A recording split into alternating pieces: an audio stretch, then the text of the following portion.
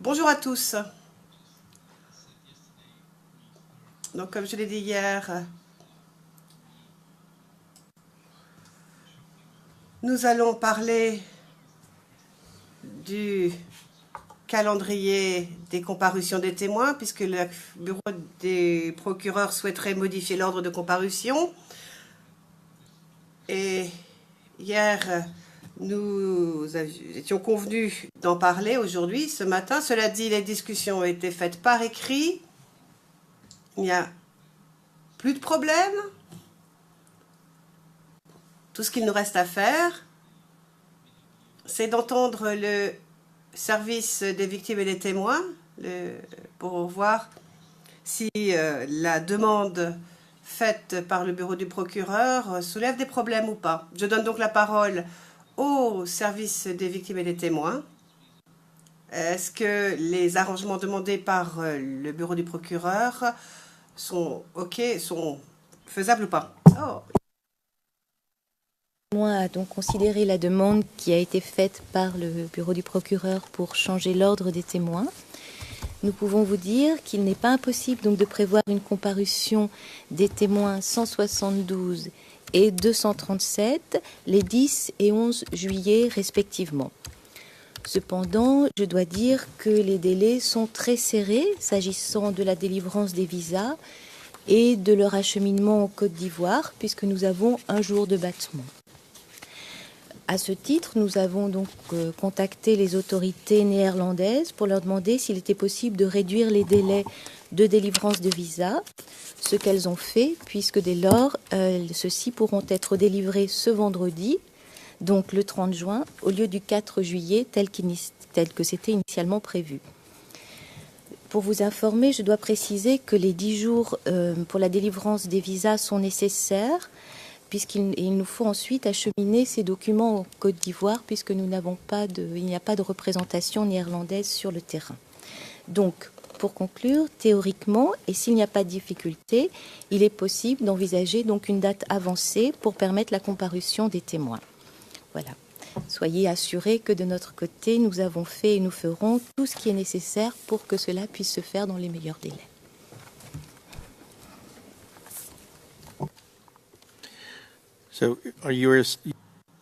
Vous nous dites donc que la proposition du bureau du procureur est difficile mais faisable, c'est cela?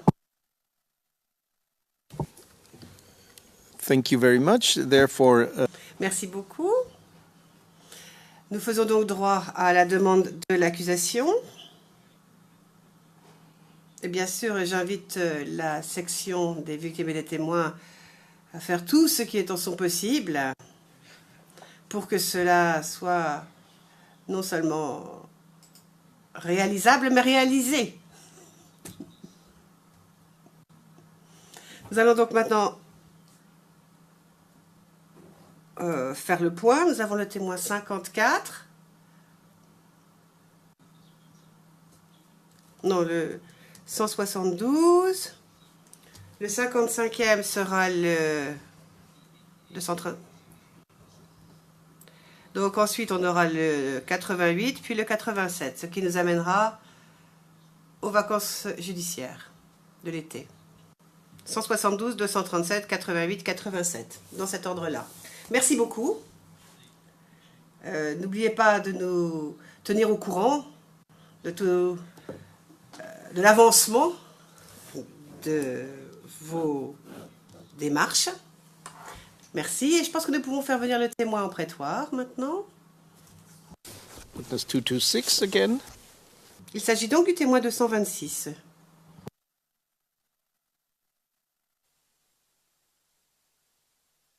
Thank you to the VW. Et je remercie l'équipe de la section des victimes et des témoins.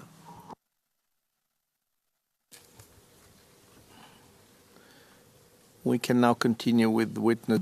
Et donc nous allons, comme je l'ai dit, poursuivre l'interrogatoire du témoin P226. Et c'est au tour de la défense de M. Blégoudet. Hier, elles nous ont bien dit qu'elles s'en tiendraient à la première séance de cette journée. nous leur en sommes fort reconnaissants. Et nous reprendrons après la pause de café, donc avec le témoin suivant, c'est-à-dire le 229.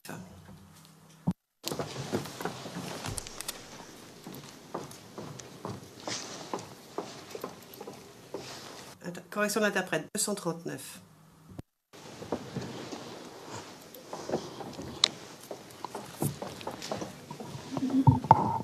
Good morning, Mr. Witness. Bonjour, monsieur le témoin. Bonjour, Monsieur le Président.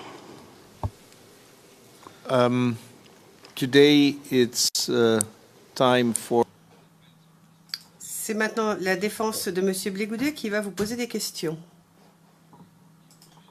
Cela vous va? Vous allez bien? Vous vous sentez bien? Oui, Monsieur le Président. Okay, then Très bien, je donne donc la parole à Maître Knops, qui est le conseil principal de l'équipe de défense de monsieur Blégoudet, et c'est lui qui va vous poser des questions. Maître Knops, c'est à vous. Maître Knops, bonjour, messieurs, madame les juges. Donc, je m'appelle Maître Alexander Knops et je suis avocat de l'équipe de défense de monsieur Blégoudet. Et j'ai quelques questions à vous poser à propos de l'utilisation des mortiers. Et ensuite, ce sera Maître Claver-Hendry, mon confrère, qui vous posera des questions sur d'autres sujets. Alors, ma première question porte sur ce que vous nous avez dit hier. À la transcription anglaise, page 8, notre transcription d'hier, ligne 12 à 19, vous avez dit que vous n'avez pas pu terminer votre formation CA2 au cours de la crise post-électorale parce que la situation avait empiré. Vous vous souvenez avoir dit cela hier, j'imagine. Alors, monsieur le témoin, vous souvenez-vous si vous avez dit aux enquêteurs du bureau du procureur la même chose? Est-ce que vous leur avez parlé de ce fait? 2013. On vous a posé des questions en 2013 et en 2015. Alors, est-ce que vous vous rappelez ce que vous avez dit aux enquêteurs à propos de votre formation CA2 et du fait que vous l'auriez ou vous ne l'auriez pas terminée?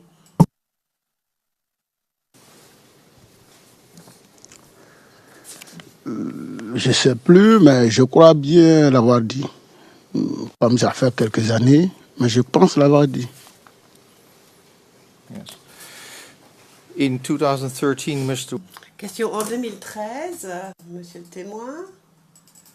Vous avez dit aux enquêteurs du bureau du procureur que vous aviez obtenu votre certificat CA1 et CA2. Vous aviez obtenu les deux certificats.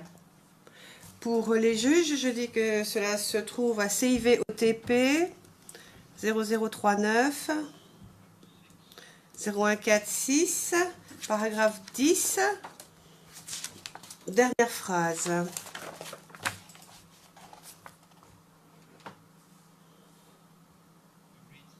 Et je donne lecture de vos propos aux enquêteurs. J'ai obtenu le certificat d'armes numéro 1 et en 2010 le certificat d'armes numéro 2. This was said by you in 2003. Donc c'est ce que vous avez dit en 2013. Vous souvenez-vous avoir dit cela aux enquêteurs à l'époque?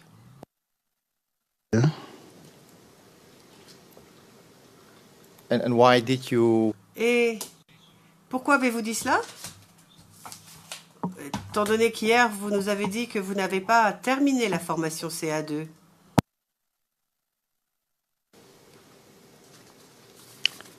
Ok, je l'ai dit parce que, effectivement, en 2010, comme je l'ai dit hier, j'étais au CA2, en stage au CA2, au Baza.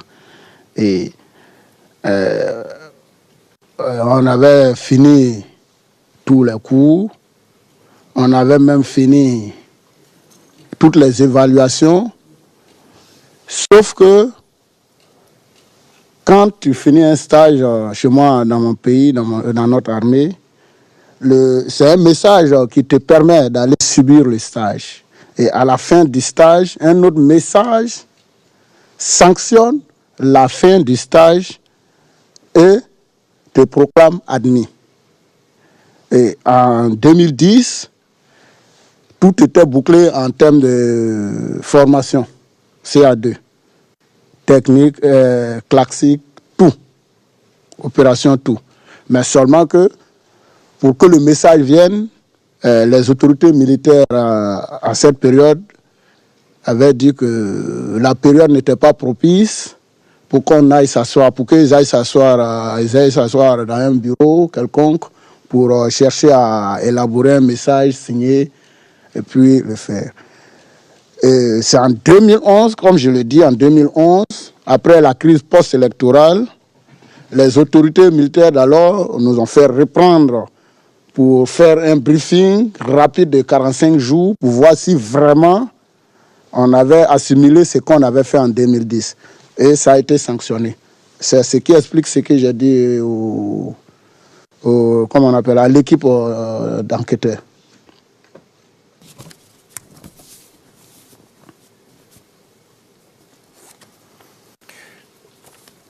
Did you not?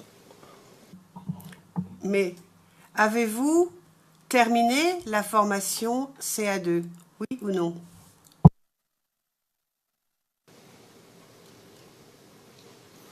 Why did you say yesterday that you... Alors pourquoi hier avez-vous dit que vous n'avez pas été en mesure de terminer cette formation? J'ai dit hier que je n'avais pas terminé cette formation parce que pour moi, terminer un stage, ça devait être sanctionné par un message comme commencer un stage. Il faut un message, une autorisation qui vous permet de commencer le stage quand les instructeurs, les formateurs finissent, avec les évaluations faites, les calculs, tout, les notes sont là, et il faut encore un message pour dire oui, tel élément autorisé ou admis à faire, non, autorisé à faire tel stage est admis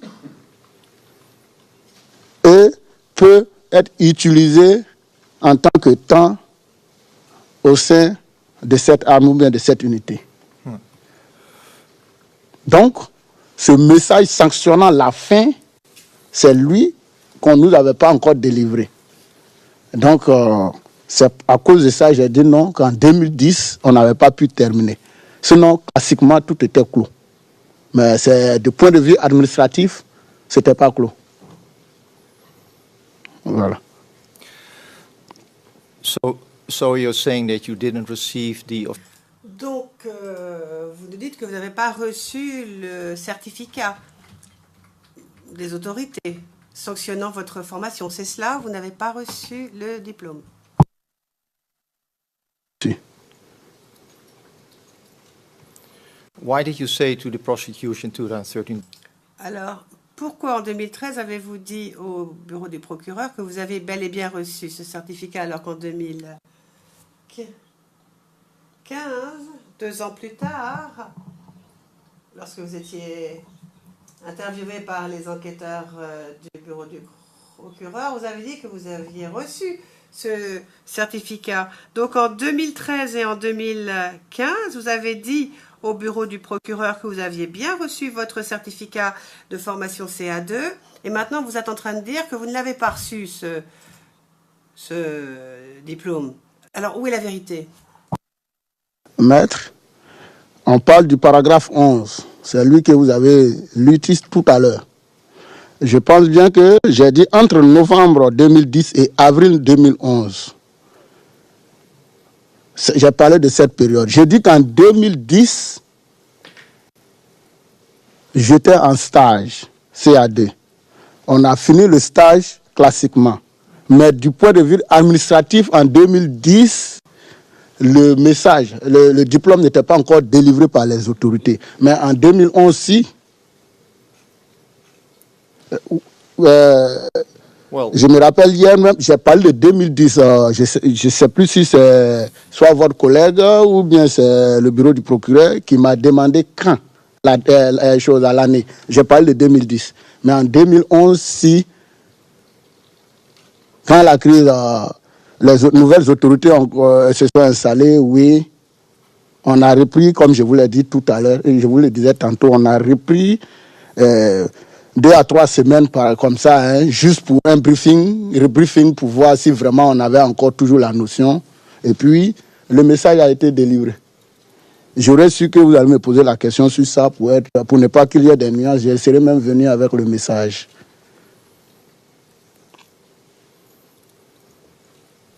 so you're now saying that you received. Donc, vous nous dites que c'est en 2011 que vous avez reçu le diplôme. C'est ce que vous nous dites, c'est ça? C'est en 2011 que vous avez reçu la confirmation. Officiellement. Officiellement. Je ne sais pas si je peux encore mieux vous expliquer. No. And who? Question.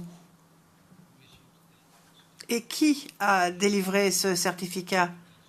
Quelle est la personne qui vous a remis ce certificat? Signé par le chef d'état-major général des forces républicaines à son temps, le général Bakaïko Soumaïla.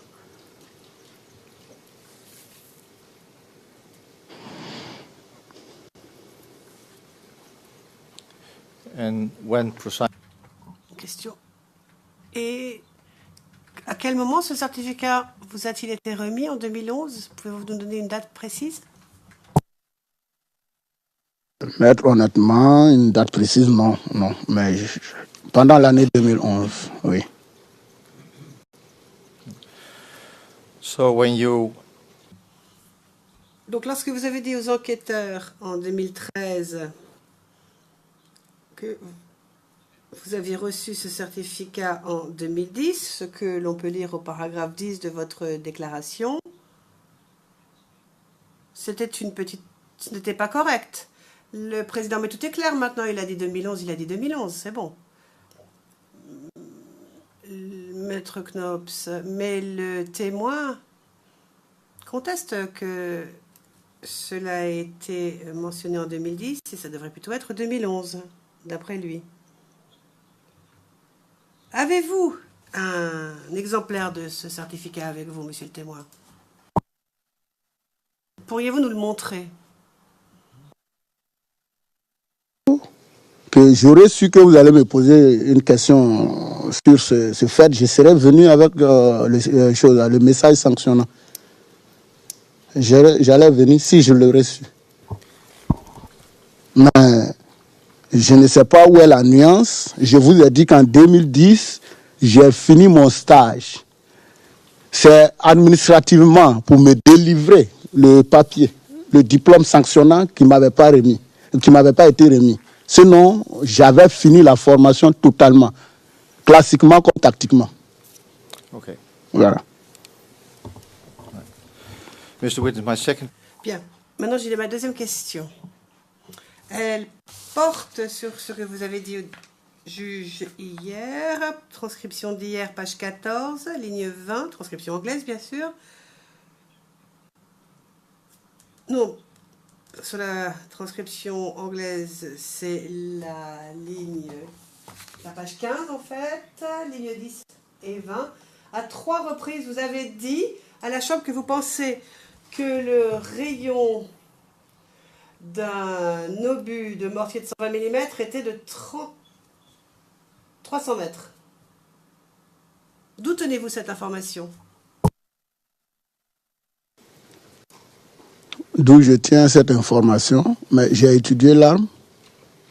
C'est les données précises que je n'ai plus, sinon j'ai étudié l'arme. Donc c'est normal que j'ai ce genre d'informations.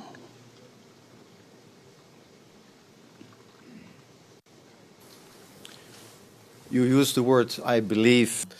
Vous avez dit, je crois que le rayon est de 300 mètres carrés. Donc c'est bien ce que vous vous souvenez de l'instruction dispensée par les instructeurs russes et par le manuel russe qui, qui était à la base de la formation. Donc c'est bien ce que vous avez appris lors de cette formation. Je me rappelle bien que hier, je vous ai dit, je crois bien. Je dis que je n'ai plus les données exactes. Je n'ai plus les données exactes parce que c'est pas chaque jour quand je me réveille, je vais prendre un mortier de 120 et en train je sais pas, l'utiliser ou bien en train de réviser chaque jour dessus. Je suis un soldat, je ne suis pas toujours utilisé sur le 120. Je suis utilisé sur d'autres armes. Je suis utilisé pour d'autres missions. Mais le chiffre qui me revient, hier matin, je l'ai dit, même je l'ai répété au président, que oui, je pense bien que c'est 300 mètres carrés. Si. C'est ce que j'ai dit hier. Thank you. My third Merci. Troisième question. Elle porte sur l'utilisation des mortiers de 82 et de 81. Est-ce que vous connaissez ces armes, les mortiers de 80 et de 82?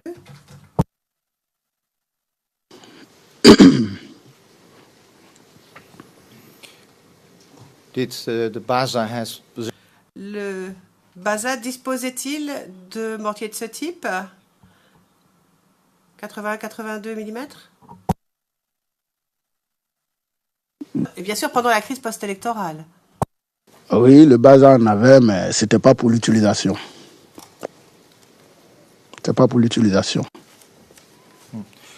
But did you ever Mais les avez-vous utilisé vous-même ou avez-vous jamais approché un mortier de ce type?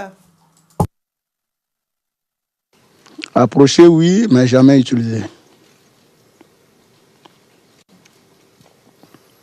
you ever Avez-vous jamais entendu le bruit que fait un mortier de ce type avec des munitions, des vraies munitions?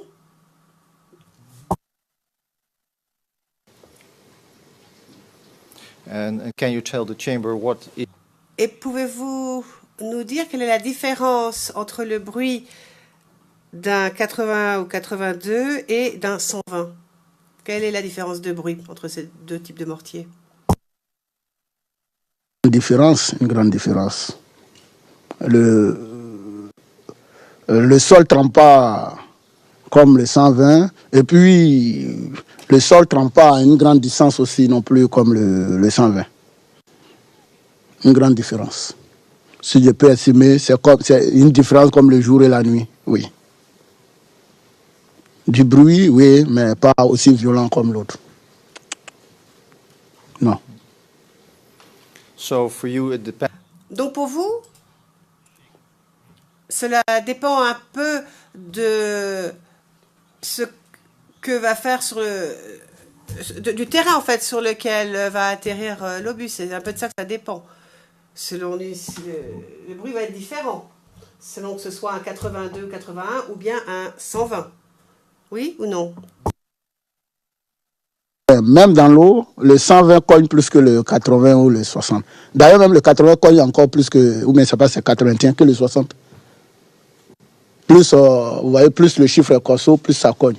Même dans l'eau, le 120 cogne plus que tous. Comme sur la terre, partout, les bruits sont différents. Thank you. My last question relates to what you told it.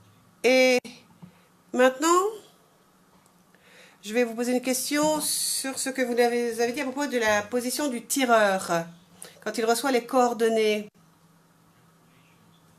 et sur les calculs que l'on doit faire à partir de ces coordonnées. Donc, transcription d'hier, page 13, ligne 9.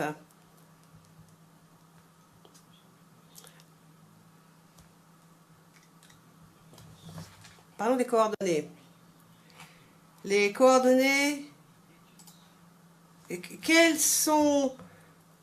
combien y a-t-il de chiffres dans les coordonnées utilisées par le tireur? Quelle est la précision de ces coordonnées en numéro décimal? En numéro décimal, il y a 2 chiffres.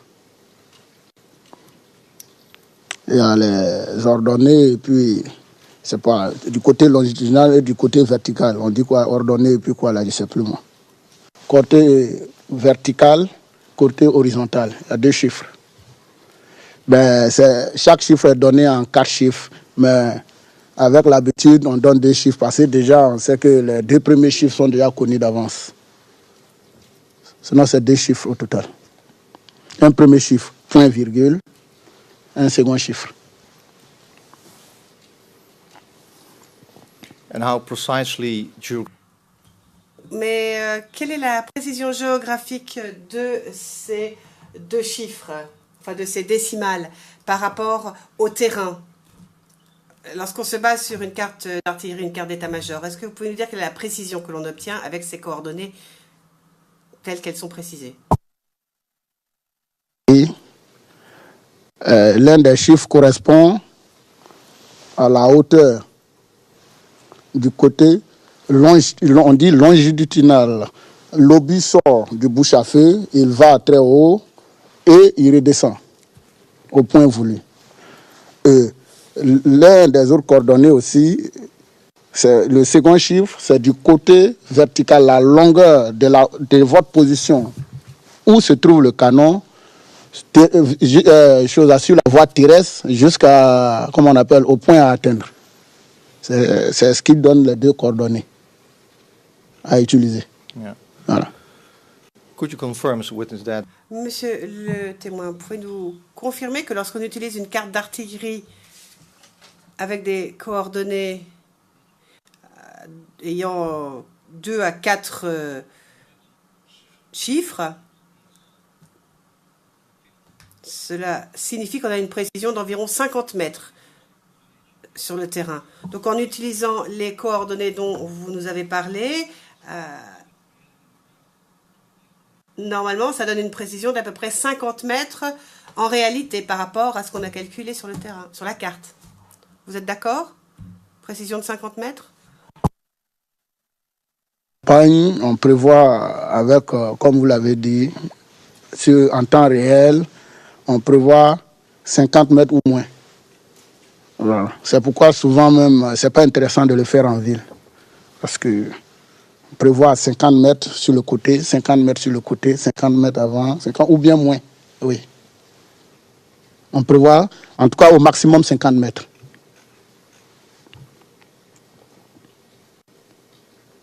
Thank you. These were my... Je vous remercie, j'en ai terminé, Monsieur le Président. Merci beaucoup, dit le Président. Maître Ndri.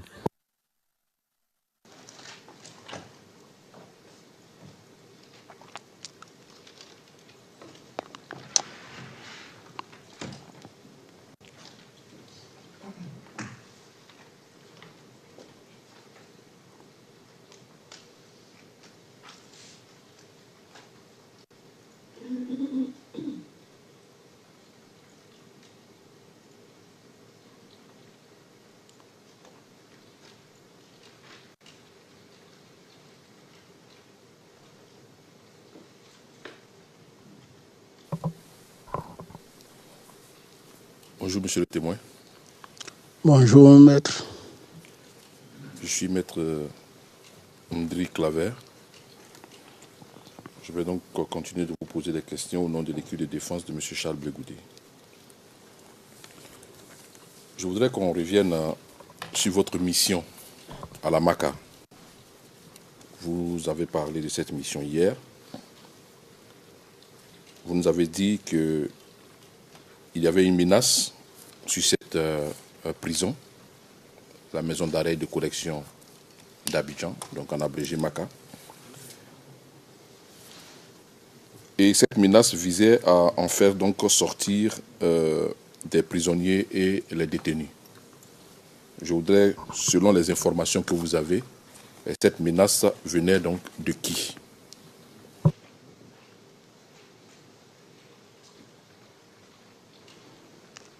De l'ennemi. De l'ennemi.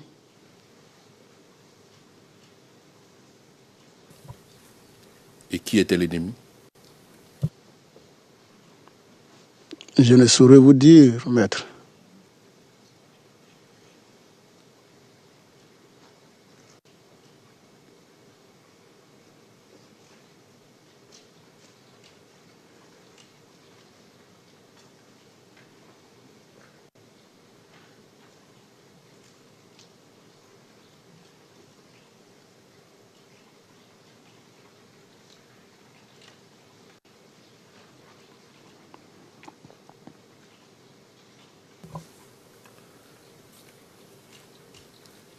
Vous avez parlé du commando invisible avec les enquêteurs du bureau du procureur en ce qui concerne l'ennemi.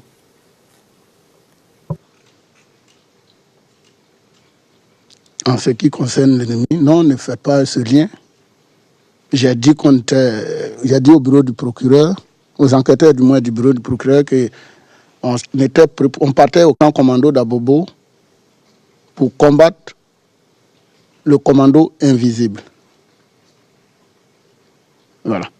Donc, comme vous voulez faire un lien, j'aurais souhaité que, oui, le commando invisible fasse partie de l'ennemi, mais ça ne veut pas dire forcément que c'était lui l'ennemi seul. Voilà. À la Maka, on ne parlait pas de commando invisible. C'est à Abobo, au camp commando, là, c'était l'ennemi qui était le commando invisible. Je vais vous confronter à votre déclaration devant les enquêteurs du bureau du procureur. Oui.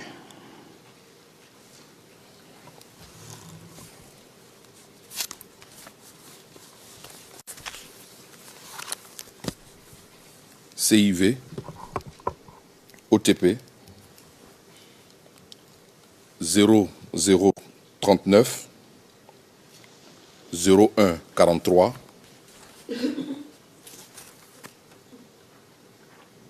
page 168, paragraphe 82.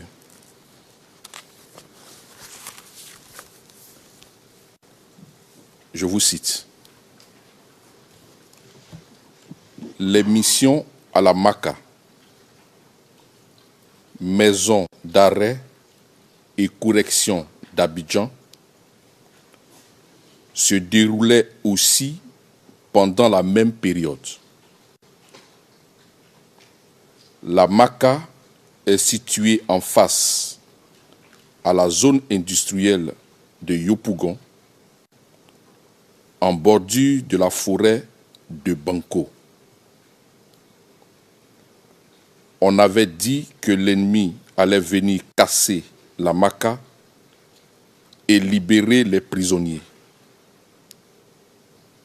Notre ennemi était le commando invisible. Fin de citation. Monsieur le témoin, à la lecture donc de votre déclaration, l'ennemi avait bel et bien un visage et c'était le commando invisible.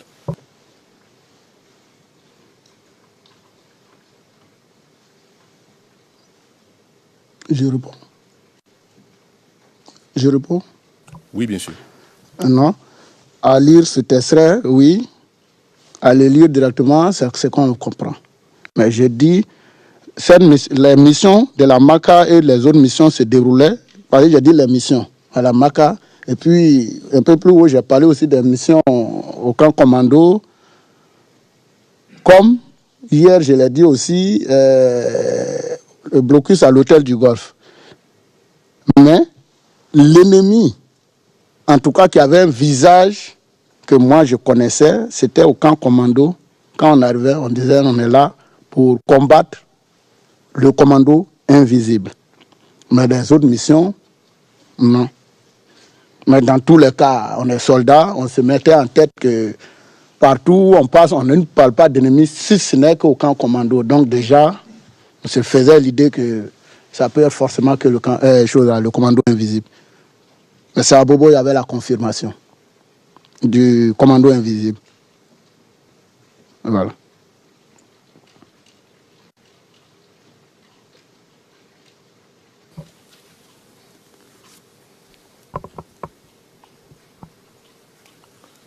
Monsieur le témoin, est-ce que vous confirmez que la Maka est située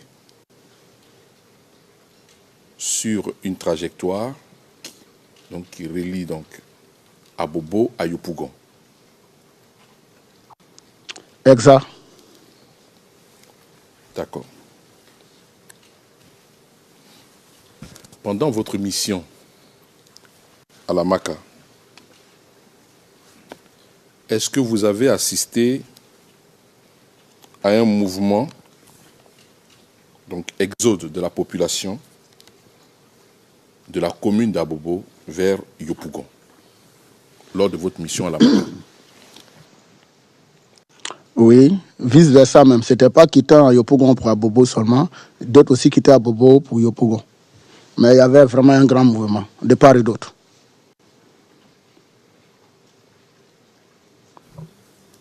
Monsieur le témoin, Oui, ma question, oui. c'est est-ce que lors de votre mission à la maison d'arrêt de correction d'Abidjan, Oui, vous assistez donc oui, à une sortie massive de la population d'Abobo oui, vers Yopougon? oui. Je vous ai dit oui, des deux côtés. Donc, on assistait aussi Voilà. à la sortie de la population de Yopougon vers Abobo. Voilà. Comme c'est ce point qui vous intéresse, oui. Oui, Monsieur le témoin, oui. il n'y a aucun point qui m'intéresse. Je cherche tout simplement à savoir. Je vous pose des questions. Vous me dites ce que vous avez vécu et ce que vous avez vu. Ok. Donc je dis que j'ai vu une grande partie de la population passer de Yopougon vers Abobo, comme une grande partie de la population quitter d'Abobo vers Yopougon. Le mouvement était dans les deux sens.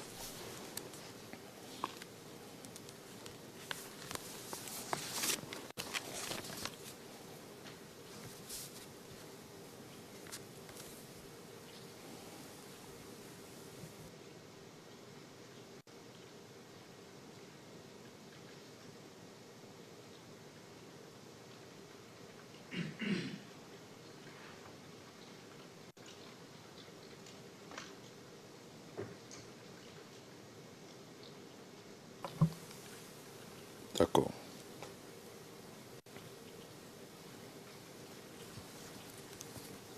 Est-ce que vous pouvez nous situer sur la période donc, de cette mission à la Maka?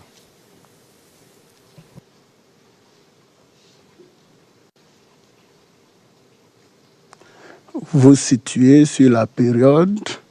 Je pourrais, pour les événements, je n'en vois pas pour le moment, mais je vous dis que c'est au même moment qu'on partait à l'escadron commando à Bobo, comme à chose.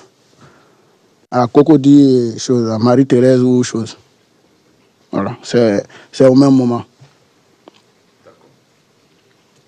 D'accord. Je vais appeler une pièce et après cela, je vais vous poser des questions.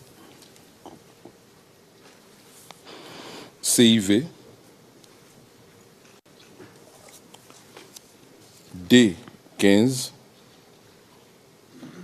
0001 3446 numéro 124 sur notre liste et c'est un document public, un article donc du journal Le Nouvel Observateur qui a été créé donc le 25 février 2011 à 10h09.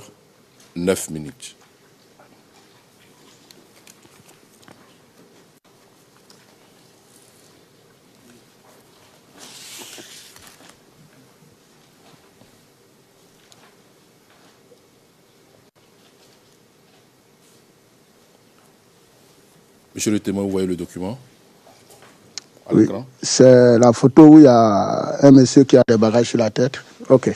Exactement. Alors, je vais d'abord lire un point et vous poser ensuite la question. Your Honors. Monsieur MacDonald, Monsieur le Président, la première question devrait être la suivante. Est-ce que vous avez jamais vu cet article avant aujourd'hui? Ensuite, il s'agit simplement de lui faire part des faits. Il s'agit d'un article de presse. Si la date est établie, nous n'avons pas d'objection, mais s'agissant du contenu, le président intervenant, oui, nous savons quelle est la valeur d'un article de presse. Mr. Maître Ndri, Merci, Monsieur le Président. Je pense que ces réponses-là ont toujours été données en ce qui concerne ce type d'article qu'on montre. On pouvait quand même nous faire l'économie de ces objections qui ont toujours la même réponse. Je lis ceci. Des milliers d'habitants quittaient vendredi 25 février au matin le quartier d'Abobo à Abidjan. Théâtre depuis plusieurs jours de combats entre forces fidèles au président ivoirien sortant, Laurent Gbagbo, et un groupe armé ont constaté des journalistes de l'AFP. Fin de citation. Monsieur le témoin, ce journaliste donc, qui rapporte cette information parle du 25 février. Est-ce que cette date semble correspondre à la période de votre présence à la MACA? Le 25 février, oui, c'est possible, presque vers la fin. Sinon, oui, avec ça commence à me rafraîchir la mémoire. Janvier, février, oui. Merci, monsieur le témoin. Alors, cette image que vous voyez, ce monsieur, est-ce que lorsque vous étiez à la MACA, parmi ces personnes donc, qui faisaient ces mouvements, la population, est-ce que ces images-là, je ne dis pas ce monsieur forcément, je dis ces images, est-ce que vous avez été donc coutumier de ces images pendant cette période-là, lorsque vous étiez en mission à la MACA? Ces images, oui. Pas cette image, ce genre d'image, oui. Oui, je vous ai dit, oui. D'accord, monsieur le témoin. À pied, ça tourne, oui. Alors, votre mission à la MACA visait exactement, c'est-à-dire cette sécurité. Comment est-ce que vous procédiez donc par rapport à cette sécurité à la MACA? Vous en avez parlé au bureau du procureur. Si vous vous souvenez, vous le dites. Dans le cas contraire, je pourrais vous rafraîchir la mémoire. Oui. À la MACA, nous, soldats, on était là en train d'assurer la défense. Et on n'était pas les seuls. Dans la mission, on était accompagnés des policiers et de la gendarmerie. Et c'est la police et la gendarmerie qui procédaient au contrôle d'identité. Parce que si cette image, il n'y a pas de véhicule, mais je vous rassure que les véhicules aussi passaient dans les deux sens. C'était un mouvement d'exode à chaque côté. Et la police et la gendarmerie procédaient au contrôle d'identité. Je me rappelle bien même, j'étais positionné une fois sur un bitume ZU, oui, à côté de ma position, il y avait un checkpoint de la police et de la gendarmerie. Les deux corps sont mélangés et ensemble, c'est eux qui procèdent aux fouilles des bagages, au contrôle d'identité, parce que nous, on n'en avait rien à foutre. Nous, c'était le combat, c'était tout.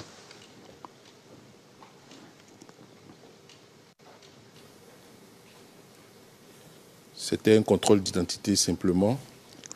Non, j'ai dit au contrôle d'identité et à la fouille des bagages. C'était bien la sécurité. Aussi bien dans l'autre sens qu'aussi bien dans l'autre sens. Voilà. D'accord. Je vais lire votre déclaration. Oui.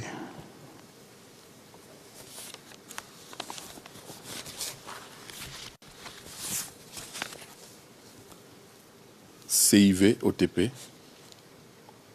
0039 0143, toujours page 168, paragraphe 82.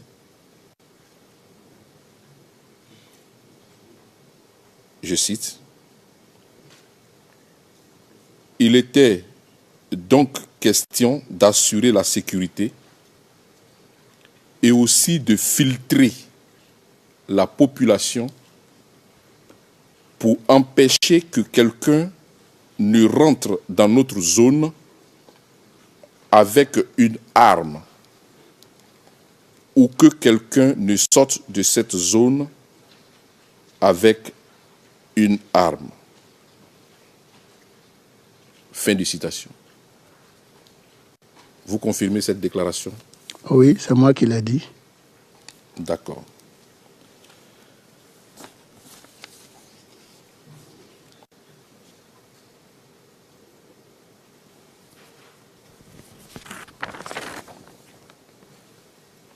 Monsieur le témoin, durant la crise post-électorale, pendant la crise post-électorale, est-ce que cette menace, donc d'ouvrir les prisons, donc d'ouvrir la MACA, est-ce que cette menace a été par la suite donc effective? Par la suite, effective, à notre présence, non. Jamais à notre présence, la MACA n'a été ouverte de force. Pas à votre présence, mais oui. Est-ce que par la suite, la MACA a été ouverte? Oui, je crois. C'était le cafouillage, si je peux dire, c'était un caveau. Oui, je me rappelle avoir entendu ça.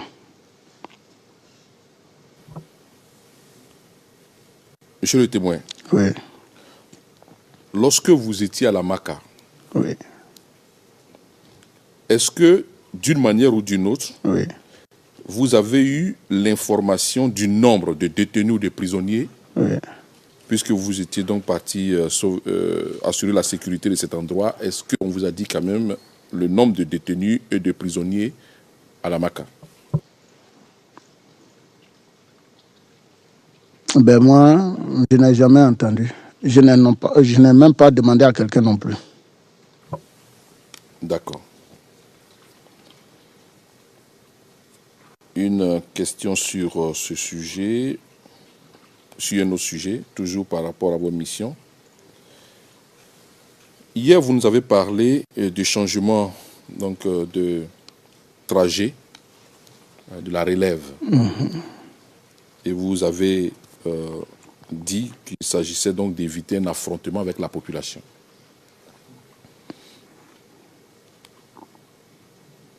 Est-ce que le changement, ou du moins le trajet d'une relève, dépend de vous, soldats, ou du commandant du PC?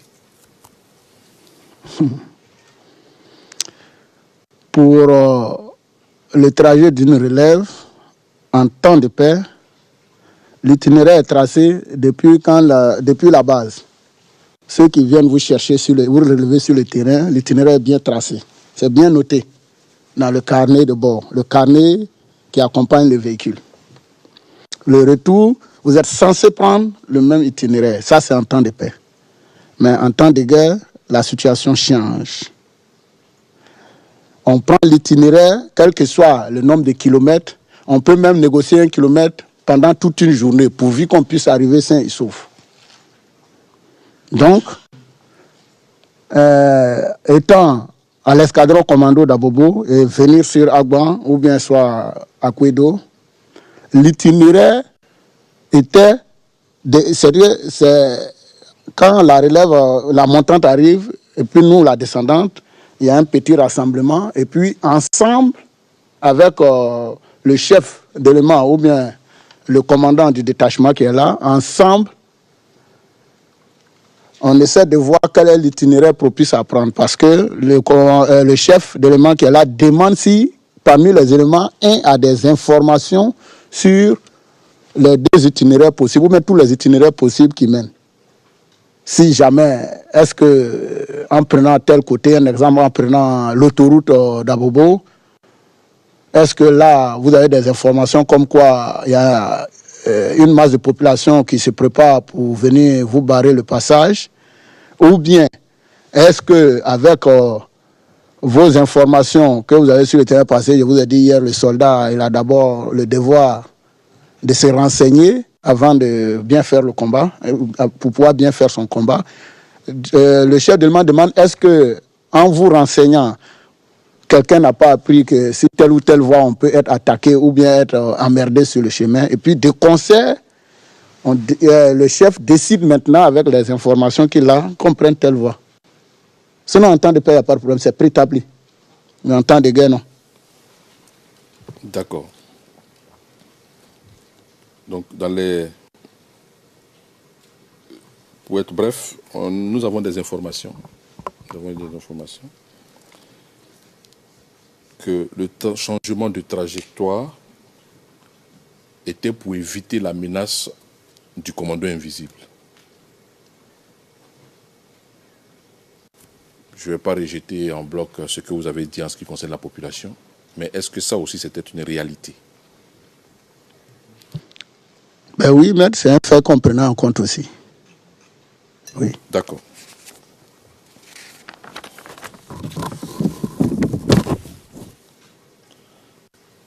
Monsieur le témoin, est-ce que vous connaissez M. Baba Elvis? Est-ce que ce nom vous dit quelque chose, M. Baba Elvis? Oh, maître, oui, oui. Avec le cœur très meurtri, je vous réponds oui.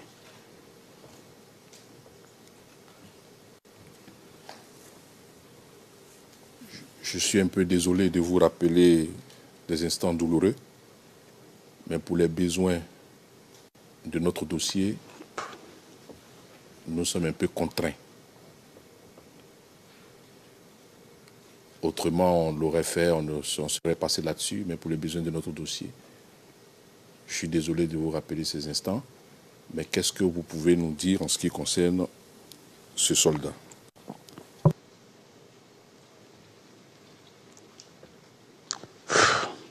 Avec un grand effort, je vous dirais que Baba Elvis, le caporal Baba Elvis, oui, c'était un ami, un grand ami. Un grand ami qui avait de l'estime pour moi. J'avais aussi de l'estime pour lui. En dépit de tout ce qui pouvait nous... En ce moment, ce qui pouvait diviser des Ivoiriens, plutôt c'est ce qui nous réunissait. Il était bêté, chrétien, moi c'est nouveau, animiste. Et puis, on n'avait pas la même lecture des choses, mais à chaque fois qu'il y avait une incompréhension, ensemble on s'asseyait. Et puis... on essayait de discuter d'idée en idée pour essayer de comprendre parce qu'il avait, je me rappelle bien, il avait quand même un adage, il dit tout compte faire, la Côte d'Ivoire c'est notre pays à nous deux, et donc tout va finir, si on est toujours vivant, on est obligé de vivre ensemble, donc il va falloir faire ça de manière vraiment classique pour ne pas... Même en causant avec, quand quelqu'un le trouvait en train de causer avec moi, il se plaignait, voilà, tu causes avec lui là, c'est eux qui sont comme ça. Et il arrivait à dire à ce dernier, non, c'est pas ça, ne comprenez pas la vie comme ça. Mais hélas, j'étais ensemble avec lui en mission. On a terminé la mission, on devait rentrer. Je l'ai trouvé là, il s'empêchait même pas de s'apprêter pour qu'on quitte les lieux, pour aller se reposer. Je suis venu le voir, j'ai dit, mais tiens, jeune, qu'est-ce qui se passe? Et il m'a laissé entendre que non, qu'il avait été puni. Et je lui ai dit pourquoi. Il a dit non, que l'officier, je me rappelle plus du nom, mais c'était un lieutenant, avait estimé que lui, il avait fait un cas d'indiscipline, donc il devait doubler le temps de service comme punition. Je lui ai dit non, qu'en temps de guerre, je préfère aller négocier pour qu'il aille se reposer, pour se retrouver plus en forme, pour, même ne serait-ce que 6 heures ou bien 12 heures, pour revenir bien en forme, le connaissant bien. Je lui ai dit, avec la fatigue, 48 heures sur le terrain, tu commences à oublier certains réflexes, ça peut nous coûter cher. Il a dit non, ancien, vas-y, tout ce que Dieu fait est bon, je te retrouve au camp. Je ne sais pas dans quelles conditions, j'étais au camp. J'étais sous la douche, je l'ai même expliqué aux enquêteurs du bureau du procureur. Lorsque l'une de mes classes est venue me trouver sous la douche et puis les larmes aux yeux, je lui ai dit, mais la classe, tiens, il y a quoi? Il dit, ben, c'est pas le meilleur moment, mais il faut que je te le dise. Tu viens de perdre ton ami Baba Elvis. Il dit, oh là, il est où? Il dit, il est dans l'ambulance à l'infirmerie. Je suis allé, effectivement, je l'ai trouvé là. Et je me rappelle bien, c'est passé vers les 10h, 11h, je crois bien. Et c'est en début d'après-midi, bon, ben, les aéronefs onusiens sont passés nous jeter les pelots. Ça m'a vraiment fait quelque chose. Même après la crise, j'ai été appelé par ses parents pour savoir où se trouve le corps, pour quand même, on est africain, pour quand même faire les rites et rituels. Je n'ai même pas pu leur dire parce que je crois que l'ambulance, puisque l'infirmerie aussi a pris feu, je pense que l'ambulance a brûlé avec lui. Donc ça fait que je n'aime pas trop parler de cette histoire, mais comme vous le dites, maître, c'est dans le but d'éclairer la cour. C'est ça, je vais vraiment m'arrêter là, maître, sur ce sujet.